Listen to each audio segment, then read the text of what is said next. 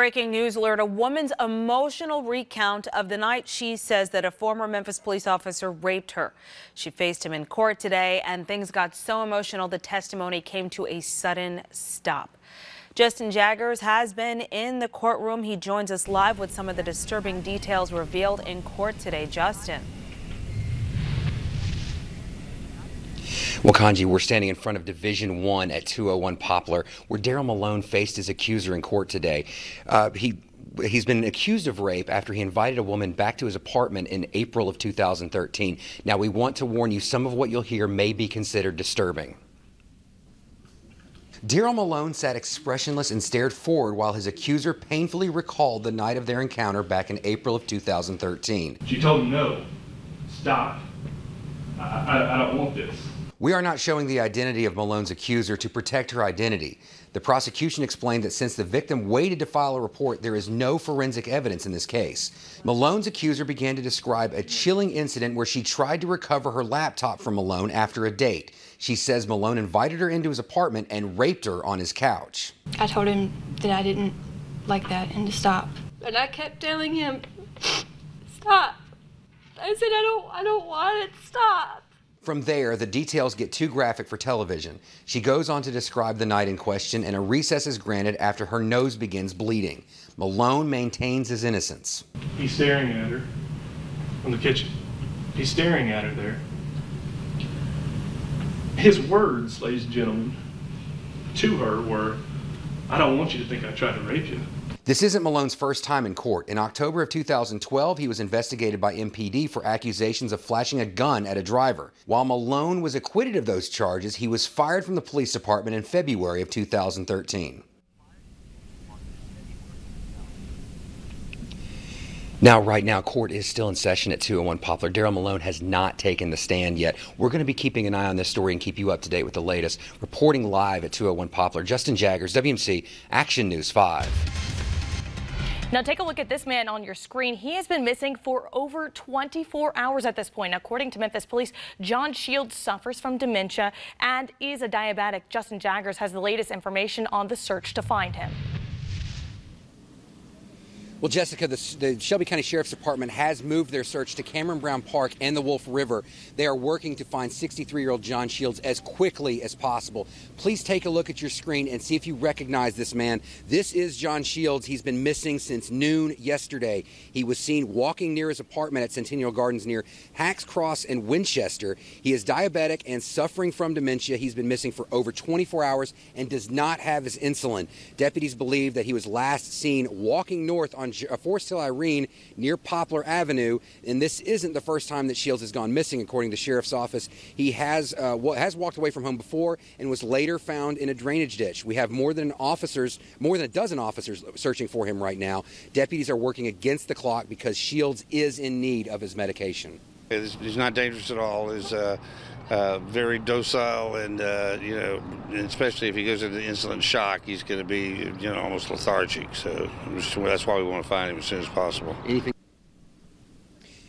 If you have seen John Shields, we urge you to call the Shelby County Sheriff's Department. That number is 901-382-3426. Coming up on WMC Action News 5 at 5, I'll show you a look at the aerial technology that they are using to aid in this investigation. Reporting live in Germantown, Justin Jaggers, WMC Action News 5. Now to a breaking situation in West Memphis, Arkansas, where police serving an eviction notice are now in the middle of an armed standoff situation. This is happening outside a home on East Jackson Avenue, right off East Broadway, and that is where WMC Action News 5's Justin Jaggers is live with what we have learned in the last 30 minutes. Justin. All right, Kanji, I don't know if you could hear that just a second ago. There was either flashbangs or gunshots. I heard about approximately 2 or 3 bangs. Police are forcing people back away from the fence right now. This just happened moments ago while you were reading that intro, and we're trying to find out more. Obviously, this does have some of the community kind of on edge.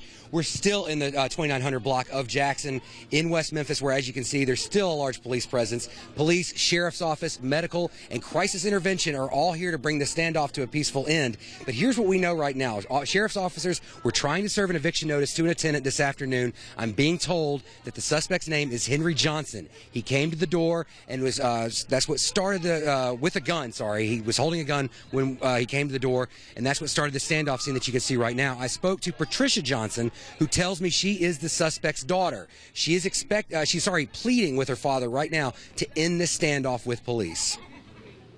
So, I mean, anything you want to say to him right now? I mean, if he in there, I just want him to come out and, just give yourself up and just talk to him. Now, I've been told by a construction worker here at the apartment complex who said the suspect told police, if you want to shoot me, then go ahead and shoot me. We are hoping that is not the outcome of the standoff, but we are working to find out more and keep you up to date with the latest. Live in West Memphis, Justin Jaggers, WMC Action News 5. All right, Justin, we'll be going back to you.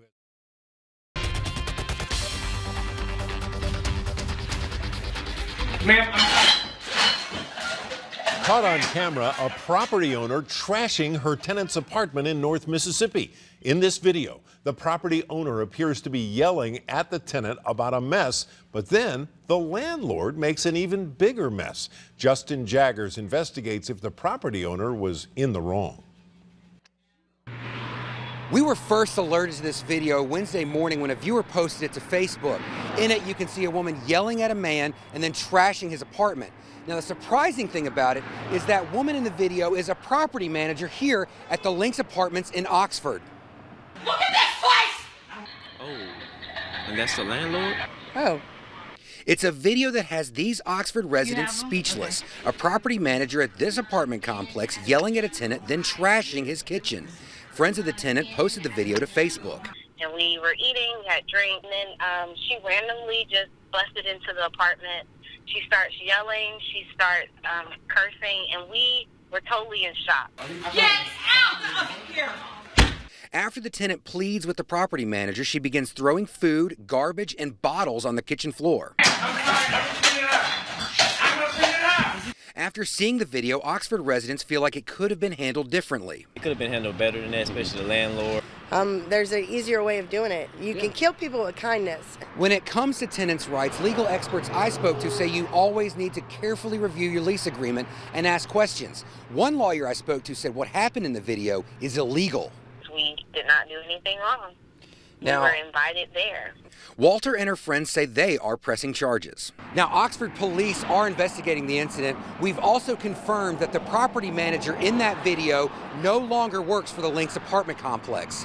Reporting in Oxford, Justin Jaggers, WMC Action News 5. All right, Ron, new here at 10. Deputies say a man tried to level his neighbor's home with a backhoe when a feud got out of control. WMC Action News 5's Justin Jaggers shows you the shocking damage and the thing that set it all in motion. Justin?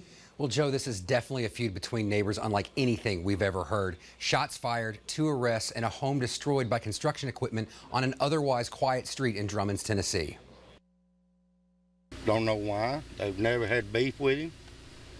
No explanation. My dad built this house. Sammy Higdon's brother has to live in a camper next to what used to be his home. The end result of a feud Tipton County investigators say got out of control. First, deputies arrested John Higdon for reckless endangerment after he allegedly shot into the woods behind his home. Higdon claimed there were 5 prowlers dressed in ghillie suits, much like the one shown here. He thought that the intruders were employed by his neighbor across the street. Deputies didn't find anyone in the woods, but within hours of John Higdon being taken to jail, this man over here decides to come 2 o'clock in the morning, comes over here at 2 o'clock in the morning with a dozer, a tractor, and start pushing the house down. He run the tractor through both bedrooms where the beds sit.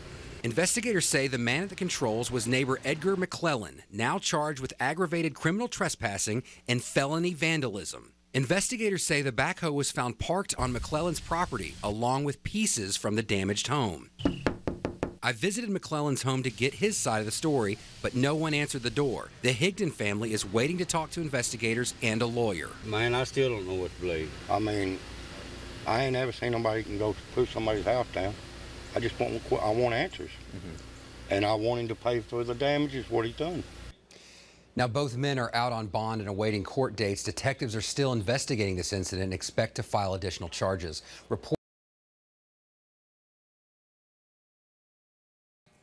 He's a kid businessman with a big heart and an even bigger plan, selling socks. And this Memphian is hitting the ground running.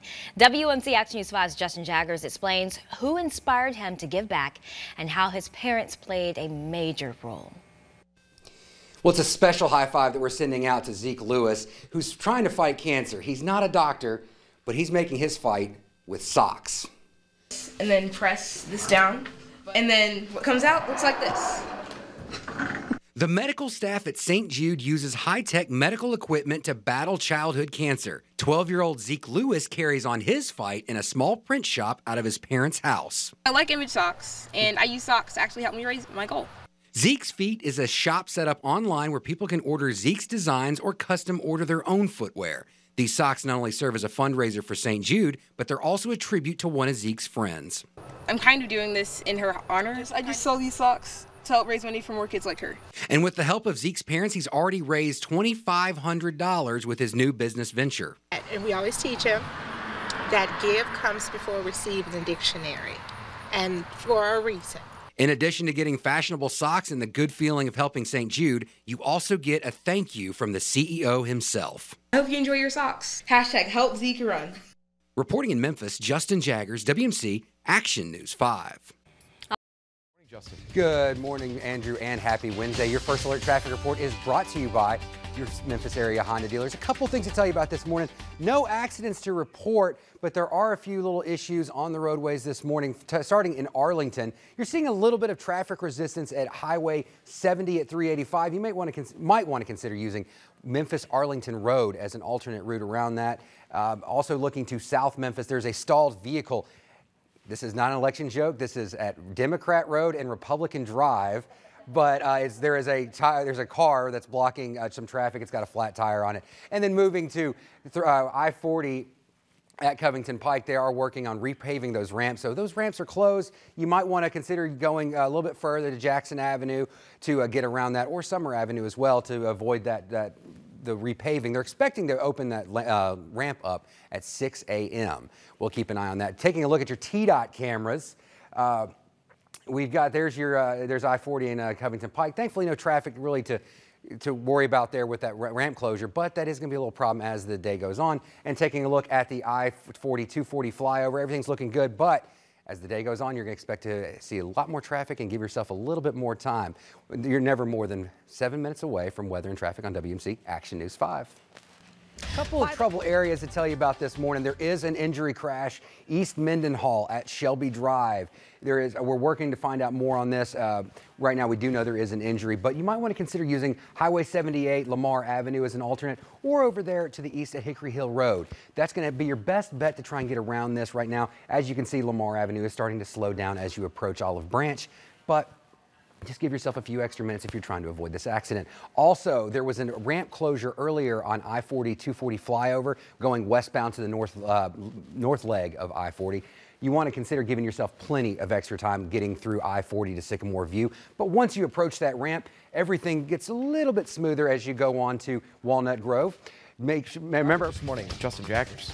Good morning, Andrew. Your First Alert Traffic Report is sponsored by your Memphis area Honda dealers. Lots of delays happening right now on westbound I-40. If you need to use this to travel to work, you might want to avoid it. Summer Avenue, Sam Cooper, possibly Jackson Avenue as alternate routes, because right now, on top of the construction that we've been talking about all morning, there is now a crash creating more delays. So if that wasn't enough with construction slowing things down, you now have a crash that's blocking a little bit of those lanes. But right now, after you get past this, let's go to our maps real quick. After you get past this area, thankfully you'll see that there is a little bit of a green in there. Once you get past it, you're going to see a little bit smoother sailing.